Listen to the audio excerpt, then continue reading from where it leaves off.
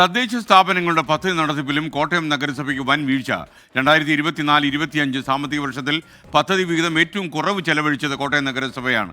ഭിന്നശേഷിക്കാർക്കായുള്ള പദ്ധതികൾ പോലും നടപ്പാക്കിയിട്ടില്ലെന്ന് വിമർശനം.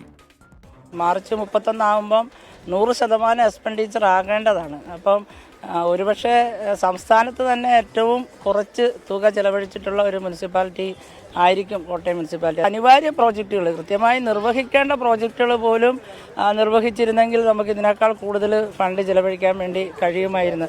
വിഭിന്നശേഷിപ്പെട്ടുള്ള കുട്ടികൾക്കുള്ള സ്കോളർഷിപ്പ്, അതുപോലെ തന്നെ പാലിയേറ്റീവിന് ആവശ്യമായിട്ടുള്ള തുക, ഇതെല്ലാം കൃത്യമായി നമുക്ക് ഫണ്ടിന് ഒരു കുറവുമില്ലാതെ തന്നെ കൃത്യമായി ഗവൺമെൻറ് തരുന്ന തുകയാണ്.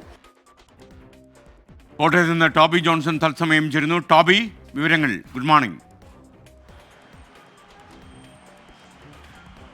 Good morning SKN. ഞെട്ടിക്കുന്ന വാർത്തകൾ തന്നെയാണ് കോട്ടയം നഗരസഭയിൽ നിന്നും പുറത്തു വന്നുകൊണ്ടിരിക്കുന്നത് ഓരോ ദിവസവും എന്നാണ് നമുക്ക് പറയാനുള്ളത്. ആദ്യമേ ഒരു 3 കോടിയോളം രൂപ ഒരു ജീവനക്കാരൻ പെൻഷൻ തുക ഇനത്തിൽ നിന്നും തട്ടിപ്പ് നടത്തിയിരിക്കുന്നു.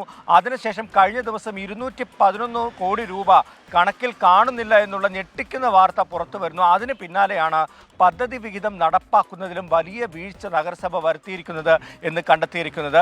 കഴിഞ്ഞ ദിവസം ചേർന്ന ജില്ലാ ആസൂത്രണ സമിതി യോഗത്തിലാണ് ഇത് സംബന്ധിച്ചുള്ള വിവരങ്ങൾ പുറത്തു വന്നത്. ഏകദേശം 14.56% മാത്രമാണ് ചിലവഴിച്ചിരിക്കുന്നത്, പദ്ധതി തുക ചിലവഴിച്ചിരിക്കുന്നത് എന്നാണ് നമുക്ക് മനസ്സിലാക്കാൻ കഴിയുന്നത്. ഇനി ഏകദേശം 2 മാസം കൂടിയുള്ളൂ ഈ സാമ്പത്തിക വർഷം തീരാൻ.